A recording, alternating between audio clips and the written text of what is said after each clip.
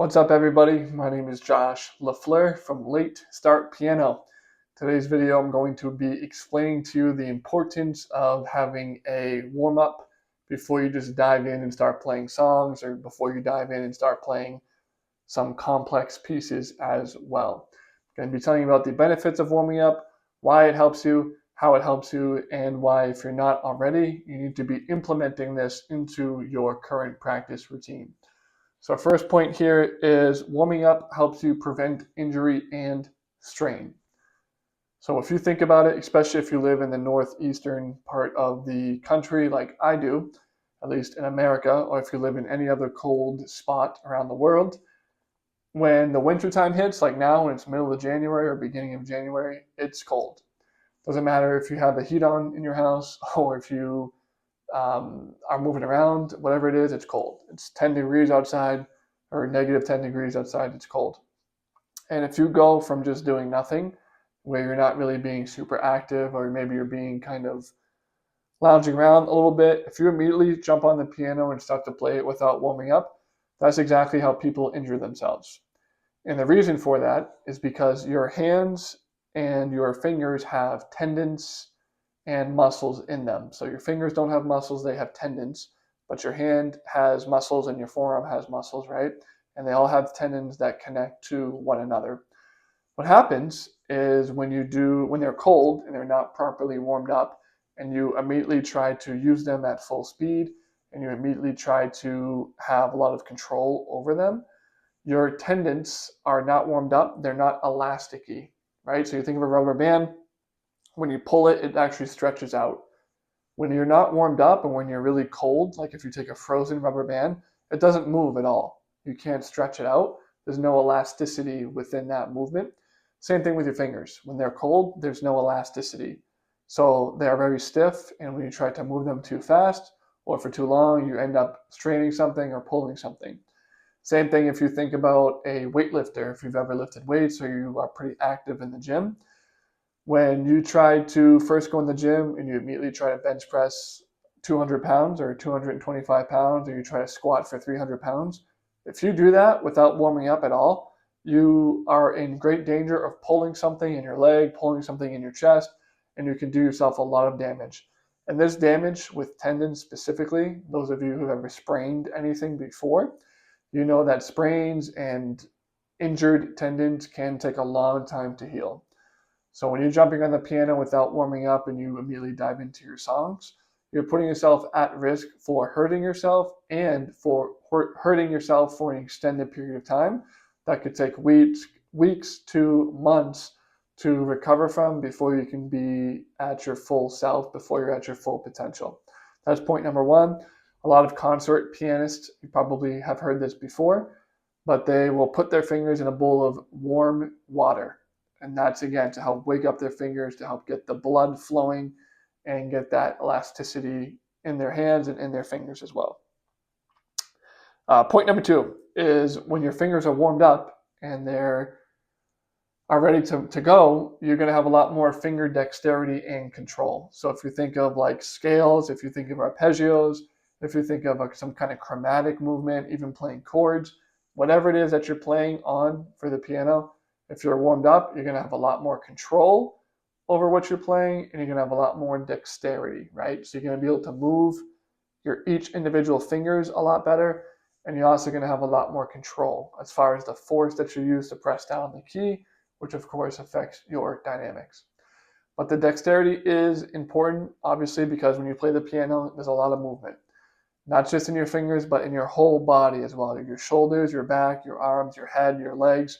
Everything is kind of moving, even though you're just sitting down in place. You want to have good dexterity so that you can move about on the piano. Make sure that you can play those octaves. Make sure you can play your sixths or your sevenths or your tenths, right? You want to make sure you are capable of playing as many notes and as far as you possibly can. And being able to warm up and just stretching out your muscles in your hands and in your fingers will help you do that.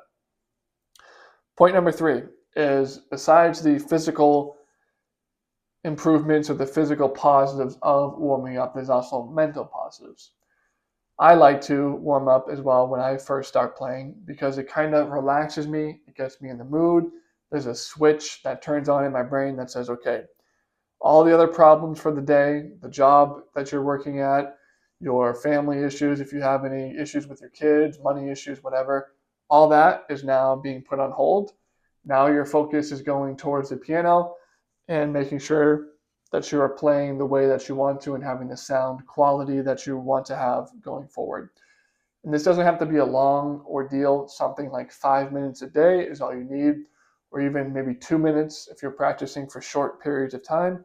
All you have to do is warm up for 2 minutes, 5 minutes, and it's going to help you mentally get in the place where you need to be to make sure that you are focused, make sure that you're sharp, and make sure that you are on point to begin that practice session and have the best and most efficient practice that you possibly can. So there's a physical element of warming up, why it's good, why it's helpful, and I just told you about the mental element as well. Point number 4 or point number 5 is, again, you're going to be in a lot more control physically. And control is a big thing. I touched on dexterity earlier, but control at the piano is a big thing as well. Because when you have weighted keys at the piano, you can have control over the dynamics. Dynamics is just the volume of your playing. So you can have something like fortissimo, which is a dynamic term, and that means really loud. So fortissimo is really loud. Then you can have forte, which is loud but not as loud, right? And then you can have mezzo forte, which is a little bit softer. Then you have mezzo piano, which is a little bit softer. Piano means quiet, and you can have pianissimo, which is even quieter. And they can go even louder, they can go even quieter. But your dynamics when you play the piano is really important. And how you play dynamics is how fast or how slow you press down the key, which is about control. So you want to control what you're playing as far as the volume wise. In order to have that control, your fingers need to be warmed up. You need to be ready to go. Dynamics are really important when you're playing because it helps you tell the story of whatever you're playing. You can pick any kind of classical music, and if you just can imagine it playing all at one volume versus the song with dynamic changes, there's a huge difference. Even though the notes being played might be exactly the same, even though the tempo might be exactly the same, the volume of what you're playing makes a huge, huge difference. So having that control, having that dexterity is extremely important. And again, to touch a little bit more on the mental side, it helps you get focused, it helps you get in place. You can also even implement a cool down at the end of your piano. I call it ending on a good note, ending on a high note. The last 5 minutes of your practice session you can take and just do something fun. So whatever you consider fun. If you like ear training, if you want to play a certain song, if you want to continue working on whatever it is that you're working on, you can kind of have that as your cool down for the piano so that you have your warm up, you have your workout that's intense, that's in the middle, whatever piece you're working on, that's in the middle. And then at the end, you do something fun, that's your cool down. It's very similar to working out, having those 3 different facets of your workout. They can all help you immensely as well. Another point is with your warm-up, you can turn this into something you can work on technique-wise as well. So for example, when you're warming up, you should be going slow because that's the point. You shouldn't be diving in at 100 miles an hour immediately. And when you're going slow, you can work on things like scales, make sure that is completely 100% correct, whatever scale you're working on. You can work on arpeggios, you can work on some hand-in exercises, some Czerny exercises. There's a lot of different things you can do. And now you're working on your technique at the same time as you're warming up. And it's going to help you again going forward. So hope that all that helps. If it does, I do have a free guide. It's a free PDF on my website, www.latestartpiano. I do talk a little bit about the importance of warming up in that guide as well. But this guide has 34 essential tips for brand new adult piano players. It's going to help you play songs faster. It's going to help you play songs better. And it's going to help you avoid a lot of the pitfalls that I made when I first started to learn the piano as well. And again, all you have to do for that is go to www.latestartpiano.com. There's a link in the channel description. There's also I can put a link down here in the video description as well.